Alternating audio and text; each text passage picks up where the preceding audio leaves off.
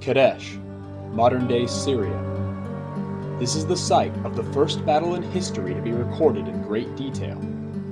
Over 3,000 years ago, in 1274 BCE, over 45,000 men from the Egyptian New Kingdom and Hittite Empire would fight for control of the nearby settlement at Kadesh.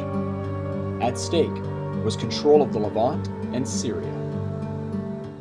Now prepare to witness the Battle of Kadesh as Ramesses the Great and Muwatalli II fight for control of Syria. See the vast numbers of soldiers, their formations, and the context and history of the engagement. Now, on Decisive Eras.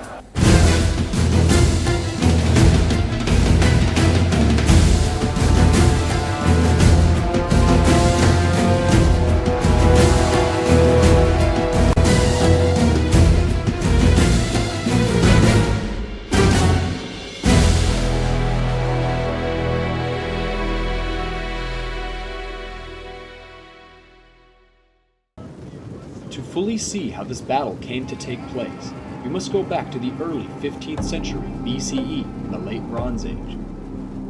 The Late Bronze Age in many ways resembled our modern day, as large powers competed with one another for dominance while still trading and relying on each other for resources. Syria at the time was filled with minor city-states, and the initial great powers to compete over were Egypt and Mitanni. After recently pushing out the Hyksos, Egypt sought to create a buffer region of vassal states to prevent another invasion. The pharaoh, Thutmose III, would subjugate many city-states including Kadesh. The kingdom of Mitanni could not afford to fight with Egypt and the rising Hittite Empire in Anatolia, and so peace would be made with the pharaoh. Relative regional peace would be made in Syria for the next century, and Egypt would benefit greatly from the trade and wealth brought in through its vassal states in Syria-Palestine. However, by the mid to late 14th century BCE, the pharaoh Akhenaten had pulled back troops from Syria to help control Egypt and enforce his new religious policies. In 1344 BCE, the Hittites, led by King Suppiluliuma, would wage war against Mitanni, eventually conquering and sacking the Mitanni capital. The Hittites would also make a push into Syria, conquering much of the region, including the strategically vital city of Kadesh. This invasion could not have come at a worse time for Egypt, as the 18th dynasty was in a crisis. The contentious rule of Akhenaten, the heretic pharaoh, would be followed by the very short and weak reign of his son Tutankhamun. This would eventually lead to the fall of the 18th dynasty. After the pharaoh I, the general Horemheb would seize power and initiate the 19th dynasty after granting power to Ramesses I. These internal issues would allow the Hittites free reign in Syria, and they would flip many vassals to their side. However, this was not to last. By 1280 BCE, the pharaoh, Seti I, would lead a campaign into Syria and recapture much of the territory, including Kadesh, as well as defeating a large Hittite army in the region. However, Seti was unable to maintain complete control of the newly gained territory and would declare a ceasefire.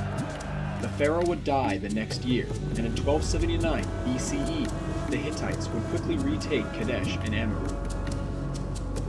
Ramesses II would succeed his father and immediately dealt with Sheridan pirates that were threatening the Egyptian coast. He would then build a new capital called Pi Ramses in the eastern Nile Delta. In 1275 BCE, Ramesses would re-enter Syria with an Egyptian army and secure Amurru before returning to Pi Ramses. The Hittites, meanwhile, had been at war across multiple fronts and were unable to respond. But by the mid-1270s BCE, the wars had mostly come to a close, and the Hittite king, Muwatalli II, prepared for war with Egypt in the following year. In 1274 BCE, Muwatalli would assemble the largest Hittite army in the empire's history and marched it into Syria. Ramesses II had also prepared a large force, and the two kings would meet each other near Kadesh. The Egyptians had brought 2,000 light chariots, manned by 4,000 men, as well as 16,000 infantry. The Egyptian force was then divided evenly into 4 smaller armies, named after the gods Amun, Ra, Ta, and Set. Ramesses had done this to allow for greater military flexibility in order to pursue multiple objectives at once. The Hittite army consisted of around 3,000 heavy chariots, manned by 10,000 men, and around 15,000 infantry. The Hittite strategy was focused around a shock chariot assault to bring victory. Sometime in late May, Ramesses would lead the Amun division across the Orontes River toward the city of Kadesh, which was around a day's march away. The pharaoh's forces would capture two Shezi Bedouin nomads, who told him that the Hittites were nowhere near Kadesh. However, it is likely that these men were sent by Muwatalli to trick the pharaoh, as the Hittite army was actually very close. Ramesses would push towards Kadesh and constructed a defensive camp nearby. However, later in the day, Egyptian scouts would return with two captured Hittites. After being beaten, they would reveal to Ramesses that Muwatalli's entire army was encamped behind a nearby hill on the other side of the river. Ramesses had made a terrible mistake and set out to rectify the situation. He immediately sent messengers to hurry the other three divisions to Kadesh, and another messenger to summon a division of foreign troops from nearby lands. The Ra division was about 7 miles south of the pharaoh's camp, and after receiving the message, they would quickly cross the Orontes River to aid the pharaoh. Muwatalli knew an Egyptian army was near, but he did not know how large or exactly where it was. So he sent a 500-strong chariot force to discover its location. The chariots would have come across the exposed Ra division in marching column. The chariots would swiftly charge the unprepared Egyptian troops, which were shattered. What was left of Ra's chariots and experienced troops made a swift withdrawal to the camp, while many others routed in all directions. The remnants of the Ra division warned Ramesses of the impending attack, and defenses were prepared. The Hittite chariots swept towards the western part of the Egyptian camp, and charged, smashing through the Egyptian lines.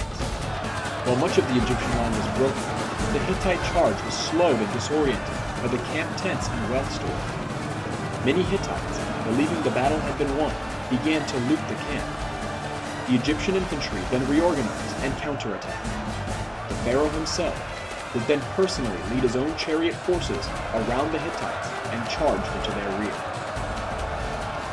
Ramesses would then press the counterattack, charging after the routing Hittite chariots.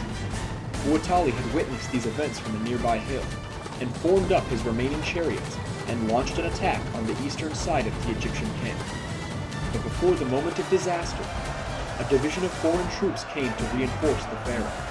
From the north, they attacked the flank of the Hittite force. Muwatalli would then quickly withdraw across the river after taking heavy losses.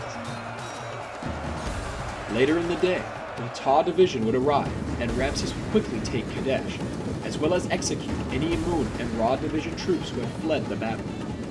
Muwatalli, who had taken heavy casualties, would propose a truce to Ramesses. The pharaoh would quickly accept, as he had also taken substantial casualties in the mostly inconclusive battle. Both sides would claim victory at Kadesh, but while tactically the Egyptians seemed to have had the upper hand, overall the campaign was a strategic disaster. Due to the great losses Ramesses had taken, he was forced to withdraw to Egypt and later had to put down many anti-Egyptian revolts in Canaan and Syria. After the Egyptian withdrawal, Muwatalli would quickly reoccupy Kadesh and Amrud, and they would remain in Hittite hands permanently. 16 years after the battle, in 1258 BCE, Ramesses II would conclude the world's first surviving peace treaty with Muwatalli's successor, Mursili III. The two great powers would become allies and remained at peace until the Great Bronze Age collapse and the fall of the Hittite Empire.